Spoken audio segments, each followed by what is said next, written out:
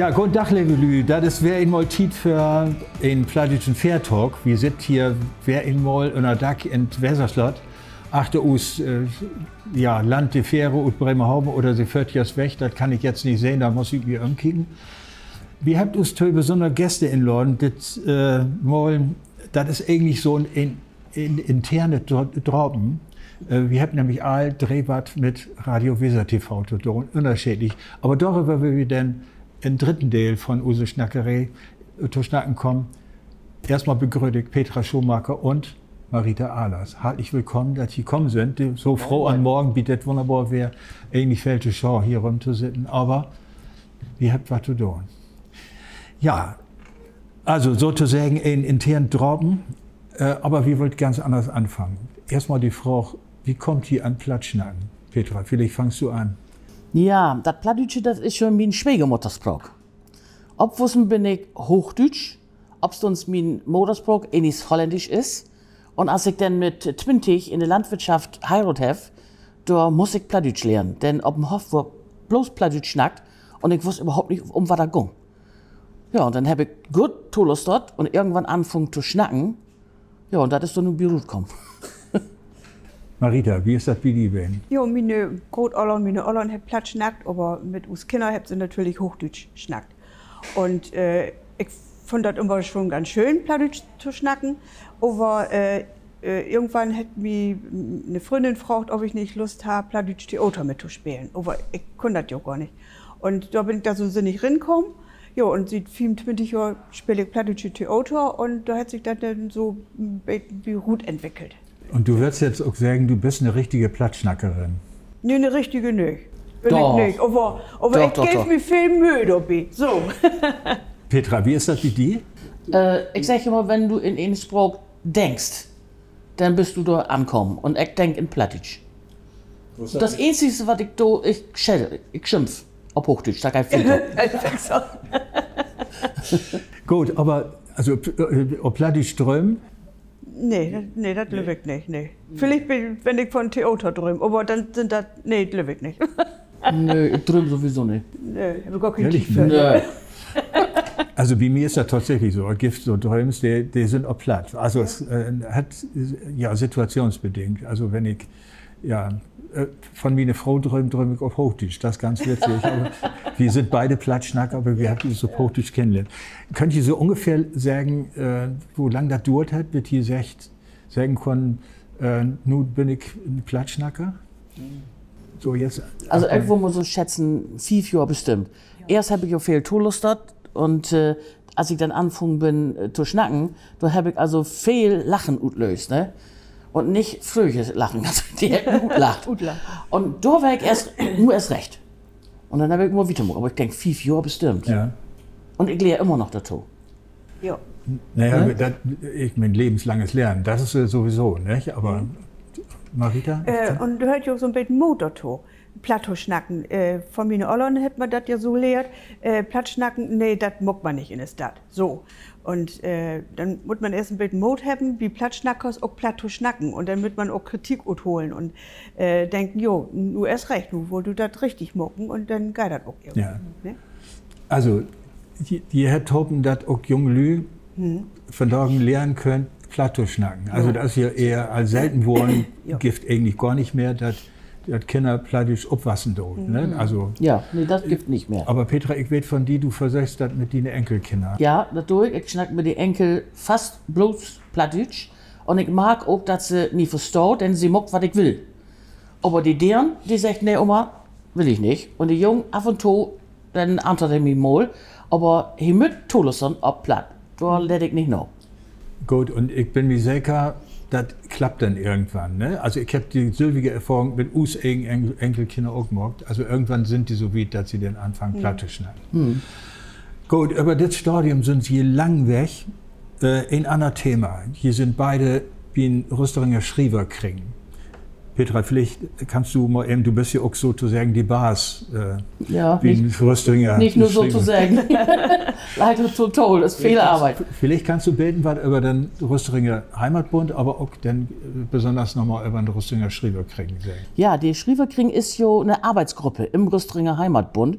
Und davon sind wir nicht eigenständig. Das hangt all unter die große Glocke vom Brüsseler Heimatbund.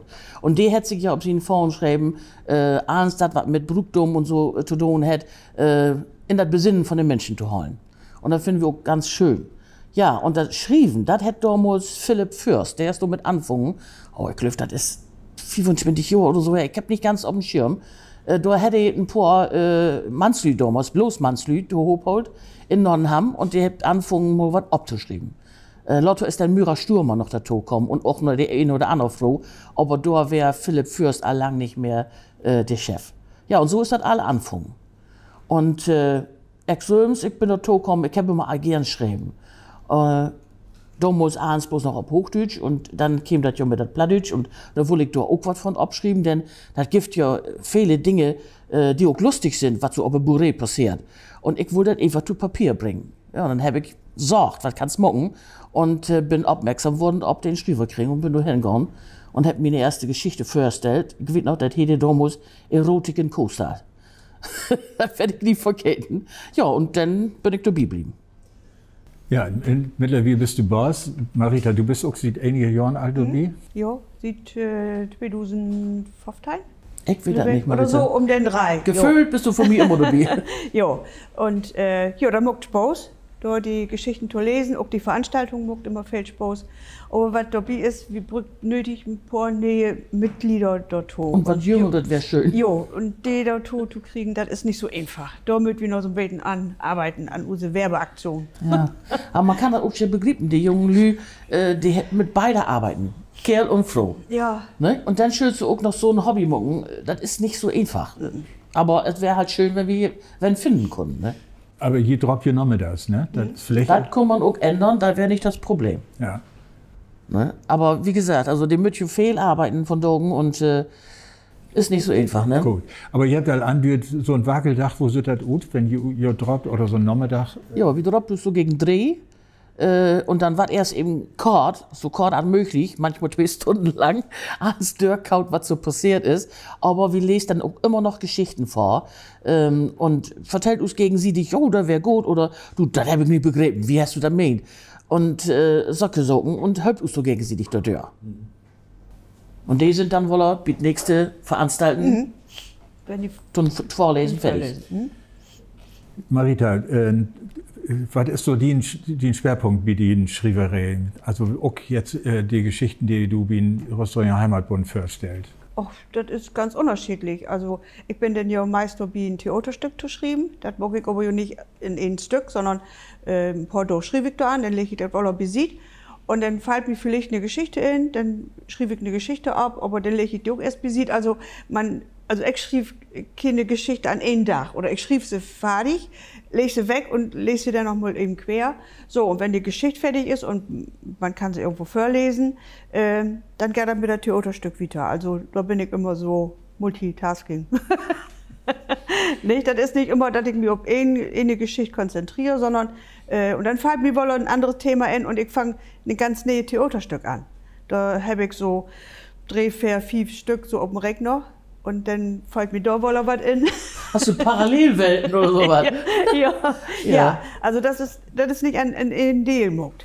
Also ich meine, man muss das ja mal sagen, wir können über Computer und Internet schimpfen als doll, aber beschrieben ist das wunderbar. Man hat eine Geschichte, kann man abspeichern, wieder so. Ja. Immer die Datei säkern ist auch nicht ganz unwichtig. Und dann kann man da wie anfangen, wenn man denn das nochmal lässt, dann, naja, so entsteht eine Geschichte. Genau. Und, aber der erste Entwurf ist bei mir immer mit einem Bleistift und einem Stück Papier. Aha. Da geht nicht anders. Und dann kann ich das auftippen und mit auftippen kann ich dann sehen, oh ja, nee, da hast du dreimal dies oder andere Wörter. Aber das erste ist immer auf Papier und mit Bleistift. Marita, du hast einmal so andeutet Theaterstücken.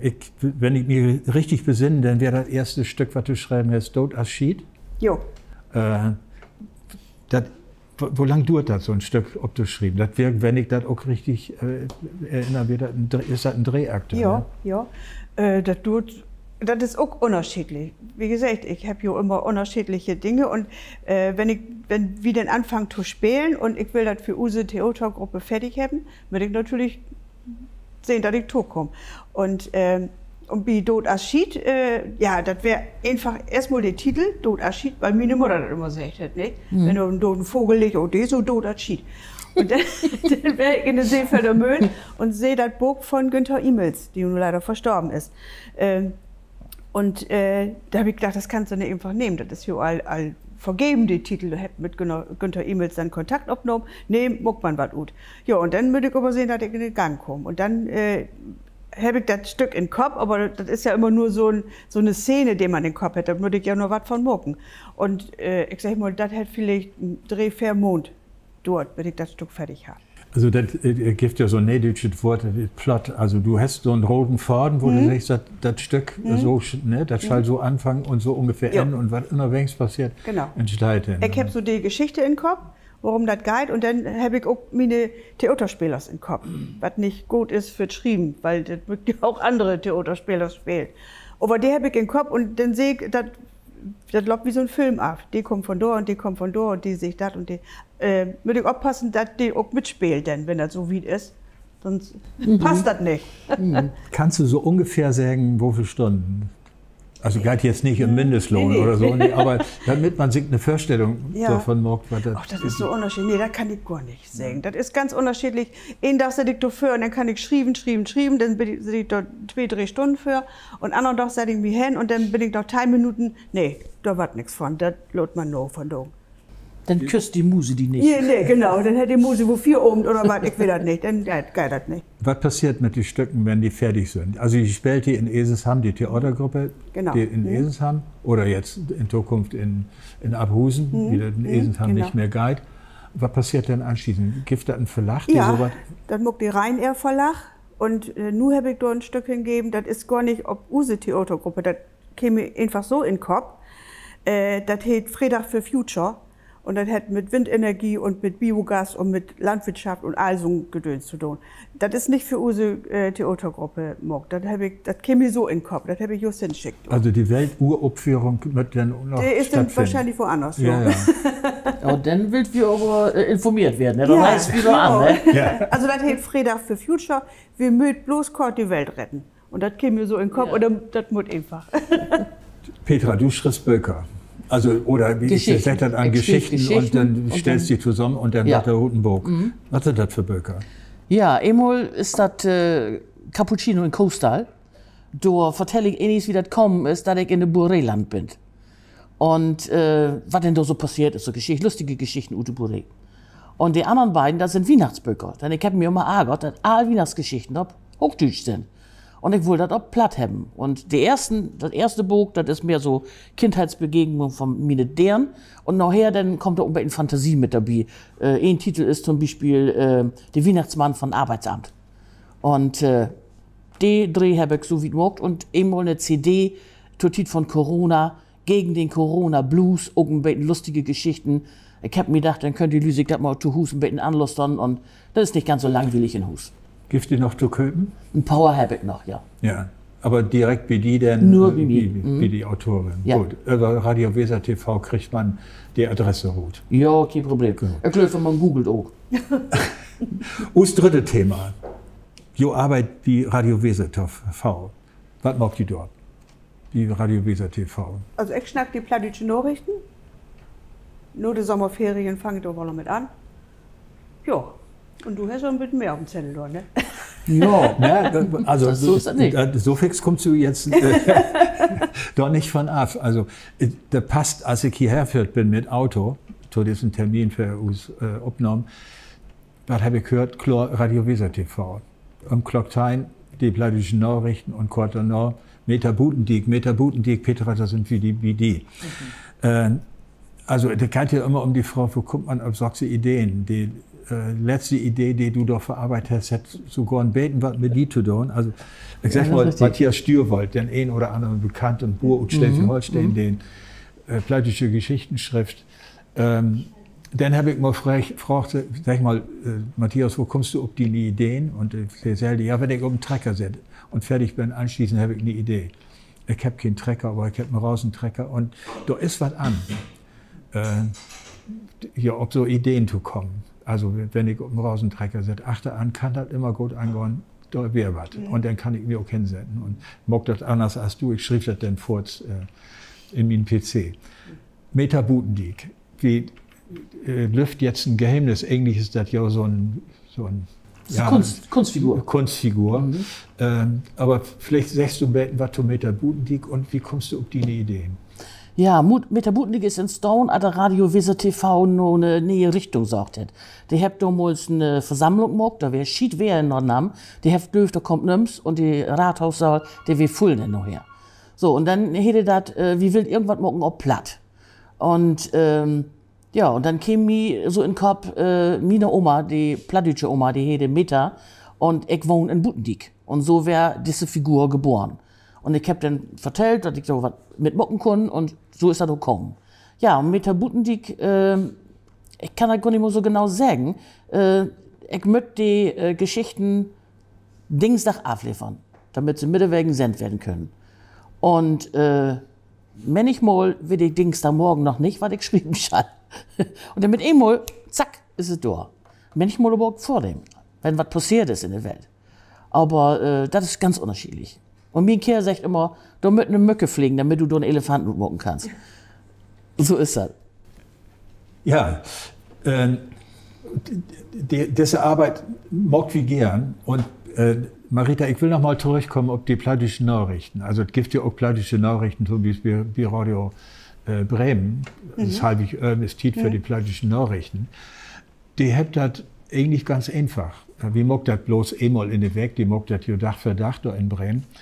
Aber diejenigen, die plattdeutschen Nachrichten schnackt, die kriegt die fertigen Texten, ob Hochdeutsch allerdings levert, und dann müsst ihr das bloß noch in Plattdeutsche übertragen. Wie mögt ihr ganz anders arbeiten? Also ich will nicht jetzt sagen, ich bin ja auch wie die plattdeutschen Nachrichten da. Vielleicht kannst du die Lü noch mal so ein bisschen verklaren, wie das mockt. Oder wie du das jetzt. Ja, also wie wir ja nur immer in den Weg plattdeutsche Nachrichten senden, mit wie jo das nächste oder letzten Tag so Doch. senden. Und ich fange dann so Freitag an, sondern Montag, sög mir das gut, wo ich mein, dass die Leute das interessiert. Und fange dann an, so, die erste Block ist dann so Weltgeschichte, dann kommt über das Land und dann kommt über die Region in Norden haben, was hier so passiert, Budjoding, Wesermarsch.